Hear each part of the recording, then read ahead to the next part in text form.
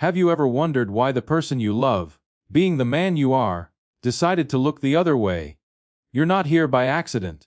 Music, something inside you stirred when you read that question. Maybe it was a memory. Maybe it was that weight you've been carrying in your chest, music, for weeks, months, or perhaps years. That weight that never leaves. No matter how much you distract to music yourself, no matter how much you go out, no matter how many times you tell yourself you've already moved on, you haven't, and you know it. You did everything right. Or so you believed. You were there whenever she needed you. You answered her messages before she could even finish typing them. You canceled plans with your friends, abandoned projects halfway, sacrificed hours of sleep, of work, of yourself. And yet, somewhere along the way, something broke. Something you can't explain. Something no one ever makes clear to you, because people would rather pat you on the back and say you'll find someone better. As if that were a real answer to the question that's eating you alive. The question isn't whether you'll find someone better. The question is why. Why did the more you give, the less they valued you? Why did the harder you try, the further she drift? Why did the man who seemed to put in the least effort end up occupying the space you believed you deserved? And here's something no one wants to say out loud. Something uncomfortable to voice, because it goes against everything you were taught. They didn't leave you because you were bad. In part, they left you precisely because you were too good. And by that, I don't mean being a good person is a flaw. I mean something far deeper and darker. I mean that at some point, without realizing it, you stopped being yourself and became a reflection of what you thought she needed. And when you stopped being yourself, you stopped being interesting. You stopped being real. You stopped being music someone. I know that hurts. I know right now you might be resisting that idea, searching for arguments to fanboy it. That's normal. No one wants to hear that the root of the problem was, at least in part, inside themselves. But if you've come this far, if something in you resonated with that opening question, then part of you already knows. And over the next few minutes, what we're going to do is untangle that knot layer by layer. No anesthesia, no cheap sweeteners. This isn't a video about pickup tips or lines or tricks. What I'm going to show you runs far deeper than any of that. We're going to talk about why human attraction works in a completely different way than you were told. We're going to talk about why the psychology of desire follows rules that no one explains at school, at home, or in any romantic film. And we're going to talk about the one thing that can change all of this. Not learning to behave differently with a woman, but learning to relate to yourself in a different way. Stay. Because what comes next might be the most honest conversation you've had in a long time. Let me tell you something. There's an experiment conducted with couples in emotional tension. Some participants were asked to recall moments when they had completely given in to their partner's wishes, music, sacrificing their own. Others were asked to recall moments when they had held their ground, even when it created friction. The results were baffling to anyone who doesn't understand how the human brain works. The partners of those who had systematically given in showed consistently music lower levels of long-term satisfaction, not more satisfaction, less music continual sacrifice, far from generating gratitude and sustained love, produced the opposite music diminished desire, a sense of no challenge, and in many cases, a loss of respect. Why does something like that happen? How can giving more produce less? The answer lies in how the human brain is built, and particularly in how it's wired regarding desire and perceived value. The human brain has a primitive mechanism inherited from millions of years of evolution music that constantly evaluates the value of everything around it. Not in moral terms, but in terms of scarcity, rarity, and the effort required to obtain something. When something is obtained easily, the brain categorizes it as low value, not because it's inherently bad, but because the effort invested is minimal. When something requires effort, uncertainty, the possibility of not getting it, the brain categorizes it as valuable, worthy of attention and energy. This isn't abstract theory. It's biology. It's dopamine. It's the same mechanism that makes an achievement earned through great effort feel 1,000 times more satisfying than something that arrives without resistance. And that same neurological circuit is also activated in relationships. When you become someone who is always available, who never says no, who adapts their plans, schedule, and mood to another person's needs, you're sending a very clear signal to that person's brain. That signal doesn't say, "I am a good person who deserves love." That signal says, "I have nothing more important than you." And although consciously that might seem romantic, the brain processes it completely differently. There's something psychologists call the perceived accessibility effect. When we perceive that something is easily accessible to us, regardless of its actual quality, our subjective valuation of that thing decreases. Not because the object itself has changed, but because the signal about its rarity has changed. And rarity, the feeling that something might not be there tomorrow, is one of the most powerful drivers of human desire. This explains something you've probably experienced or seen in people close to you. That man who seemed not to try too hard, who wasn't always available, who had his own life and interests. Her music generated a kind of attraction that the man who gave everything could not. Not because he was a better person, not because he deserved more love, but because the structure of his presence sent a different signal. I am someone with a world of my own, and that world has value whether you're in it or not. And this is where we enter truly interesting territory, her music, because all of this connects to something far deeper than superficial attraction. Hey music, it has to do with identity, with who you are when no one is watching, with who you are when there's no one to impress. Let me ask you something uncomfortable. When was the last time you did something for yourself? Something that excited you, that fulfilled you, without wondering if she'd be okay with it, without calculating whether it fit into the relationship's dynamic, without adjusting it to meet perceived expectations. If it takes you more than a few seconds to remember, that's part of the problem. There's a psychological phenomenon known as relational identity fusion. It happens when a person gradually, almost imperceptibly, begins to define who they are in terms of the relationship they're in. Their hen music interests reorganize around their partner. Their plans are always built using the other person's plans as a reference point. Their decisions pass through the filter of, what will she think? What will she want? How will she take it? Over time, that person no longer knows who they are outside that context. And when the relationship ends or deteriorates, something devastating happens. Not only is the other person lost, but hey music, the self is lost too. And that emptiness, that feeling of not knowing who you are without that relationship, is one of the most disorienting experiences a human being can face. Far more painful than the loss itself. What's most unsettling about all this is that the process of fusion of music doesn't feel like a loss while it's happening. It feels like love, it feels like devotion, it feels beautiful and sacrificial, only when you look back, sometimes years later, do you realize how much territory of yourself you surrendered without anyone explicitly asking you to, without anyone holding a gun to your head. You surrendered it because you were taught it was the right thing to do, that it was what real love looked like. But there's an enormous difference between giving yourself to someone and dissolving into someone. Genuine giving comes from a person who has their own center, their own weight, their own gravity. Dissolution comes from a void that seeks to be filled by another's existence. And people, even when not fully conscious of it, perceive that difference. They feel it. They can't name it, but they notice it in the energy, in the dynamic, in how it feels to be close to someone who has dissolved versus someone who simply chooses to be present. Right now, you might be thinking that all this is easy to say from the outside, that when you're in love, when someone becomes the most important person in your life, it's inevitable that everything else fades. And you're right about one thing, feeling that is inevitable. What's not inevitable is building your life around that feeling in a way that empties you. That's a choice. Often made unconsciously, but a choice nonetheless.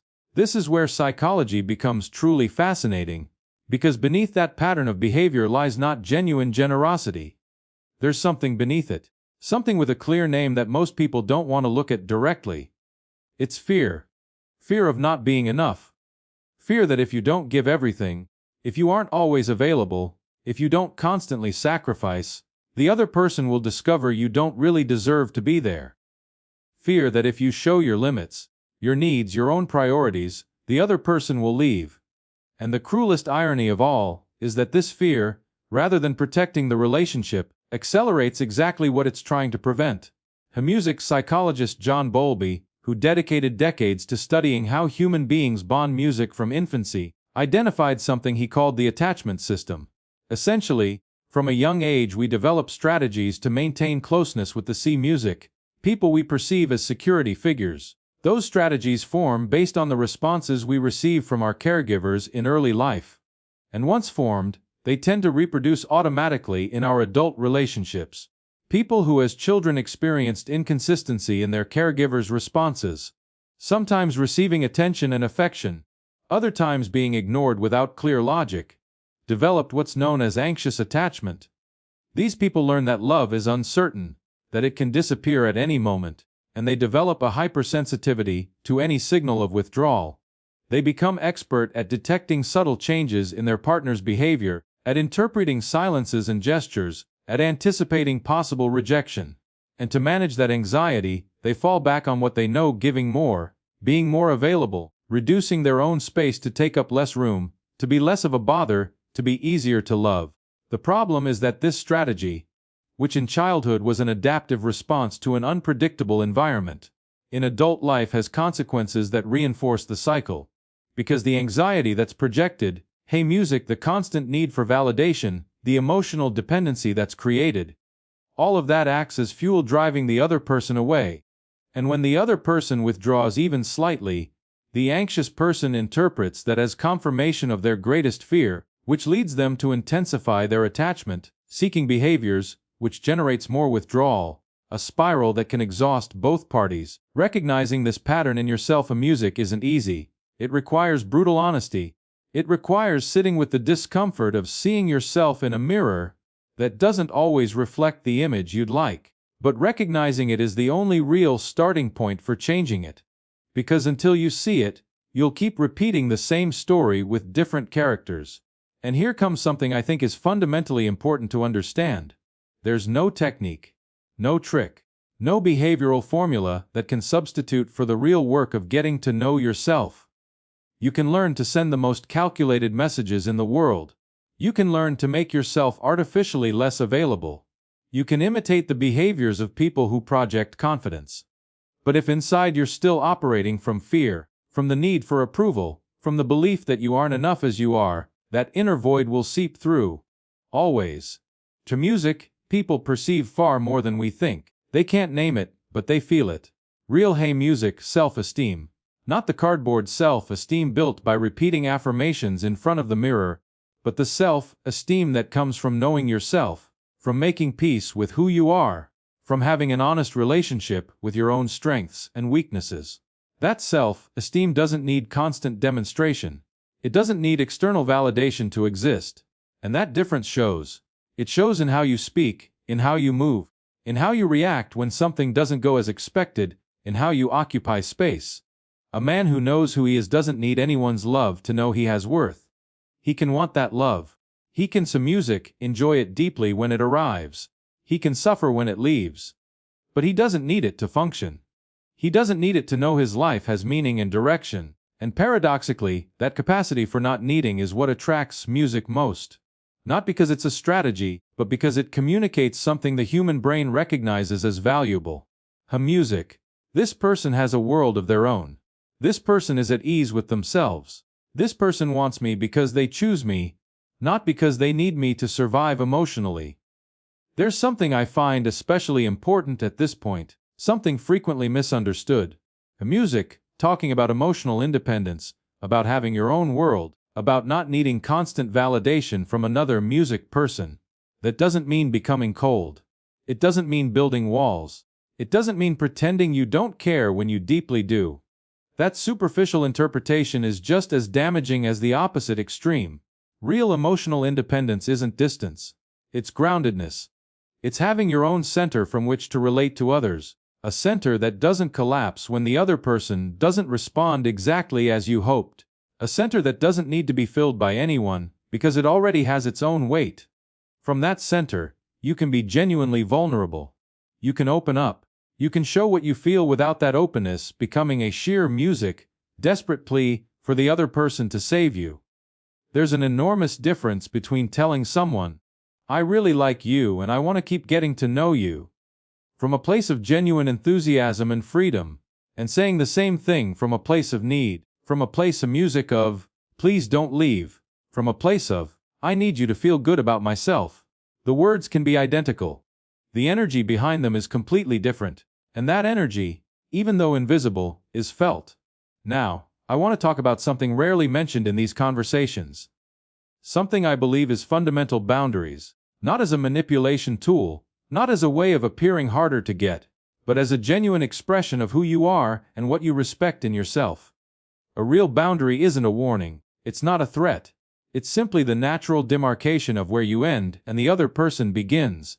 It's the expression that you have needs, values, and priorities that are not for sale, not negotiable based on what the other person wants or needs at any given music moment. People without clear boundaries aren't more loving. They're more confusing. They create relationships without structure, without mutual respect, without the creative and healthy tension that makes a relationship truly work. And here comes something many men don't want to hear, but which I believe is absolutely necessary to say.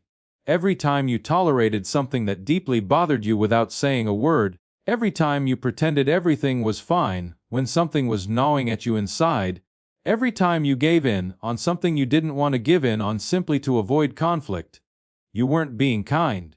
You were accumulating a silent resentment that over time poisons any bond. And you were teaching the other person how to treat you. Music people learn to relate to you based on what you allow. Not always consciously or calculatedly, but naturally, the way all human systems work.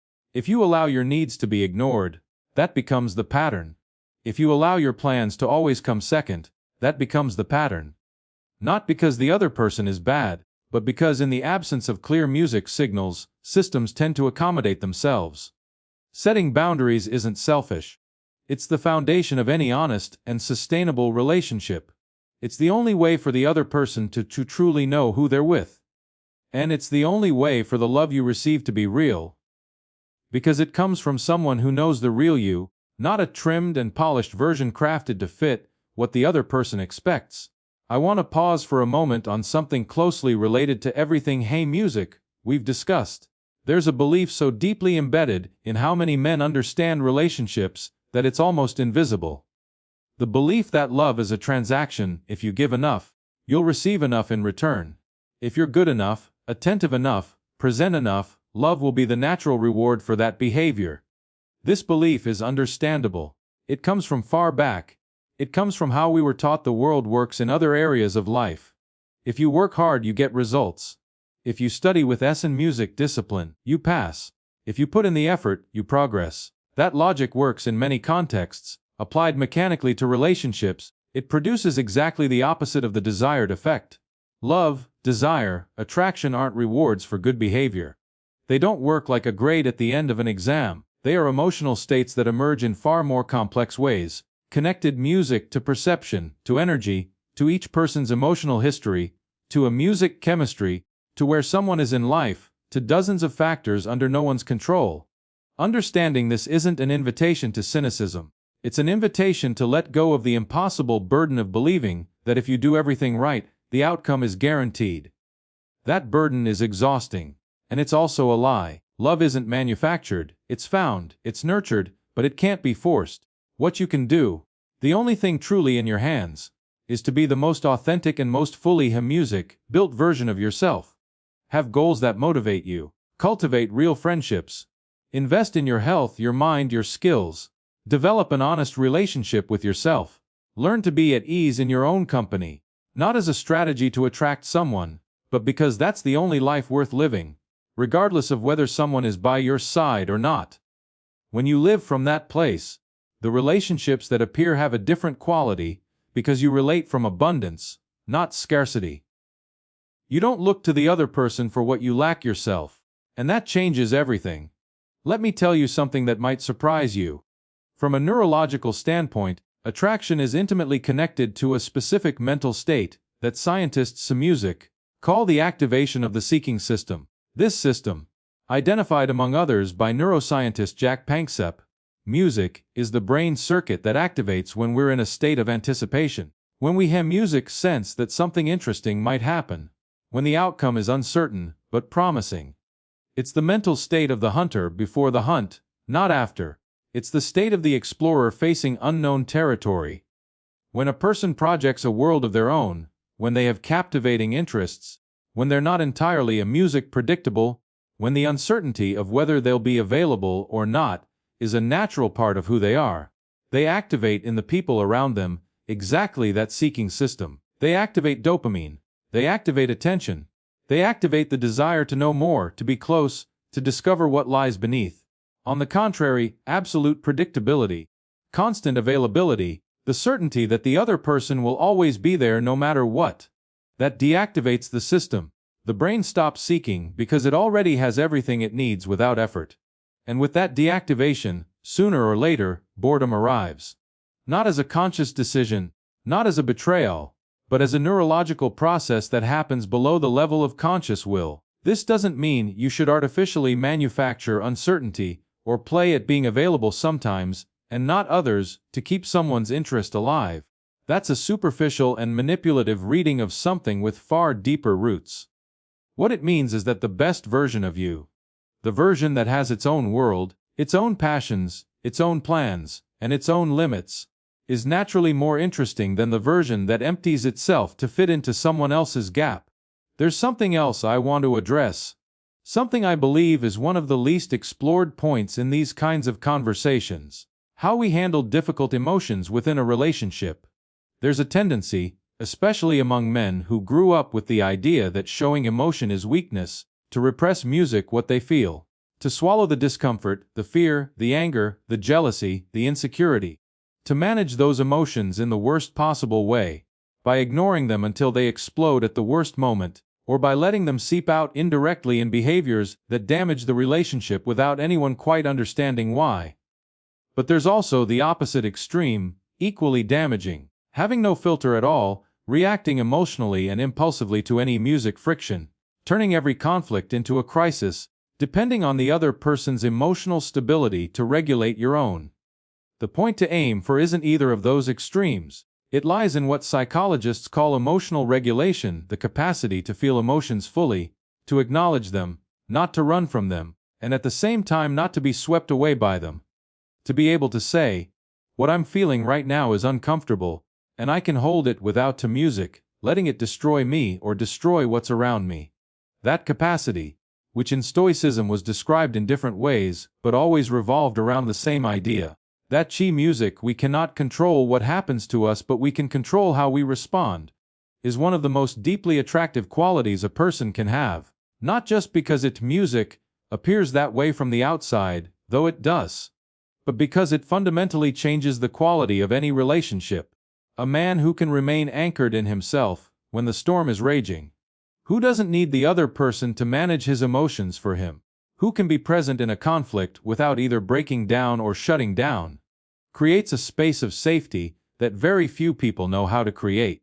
And that space of music of safety is profoundly valuable. Let me now be completely honest with you about something. Everything we've talked about so far, anxious music attachment, personal identity, boundaries, emotional regulation, real self-esteem, none of it transforms overnight. There's no video that will fix it for you. There's no book that will cure music you. Real change, the kind that affects the deepest patterns of who you are and how you relate, requires time. It requires music discomfort. It requires stumbling over the same stones several times before you learn to go around them. And it requires something our culture values very little: patience with yourself. The willingness to watch yourself making the same mistakes over and over without concluding that it means you're a lost cause. The mistake isn't the failure. The mistake is the information. It's the raw material. There's a metaphor I find especially useful here. When a tree grows in a place with constant wind, its roots develop differently than they would in a completely sheltered environment. The roots of a tree exposed to wind are deeper, more extensive, more capable of supporting the tree's weight under adverse conditions. The tree that grew in complete shelter, when the first storm arrives, sometimes doesn't have the roots needed to stay standing. The work of getting to know yourself, of confronting your fears, of challenging your patterns, of building boundaries where there were none. That work is exactly what develops roots. And roots can't be seen from the outside, but they determine whether you stay standing when the storm arrives. Because storms do arrive. In relationships, there are always moments of conflict, distance, uncertainty, doubt. The question isn't whether they'll come, but whether, when they do, you'll have roots deep enough to hold you upright without clinging desperately to the other person, as if they were the only available anchor. And here I want to tell you something that may seem contradictory after everything we've discussed. After all this process, after developing those roots, after building a world of your own, after learning to be well within yourself, the relationship you build, if it comes, will be profoundly different from any relationship you've had before. Not because you'll have learned to behave differently, but because you will be different. Music. Because what you bring to that relationship won't be a void that needs to be filled, but a fullness that chooses to be shared. That difference, though hard to describe in words, is completely tangible in the day-to-day experience of a relationship. Two people who choose each other from a place of fullness, who don't need each other to survive, but who want each other because they enrich one another, build something with a completely different texture. There's more lightness, more humor, more capacity to talk about difficult things without that becoming an existential threat. There's more freedom, and paradoxically, there's more depth. I want to close with what I think is the most important point of everything we've talked about today.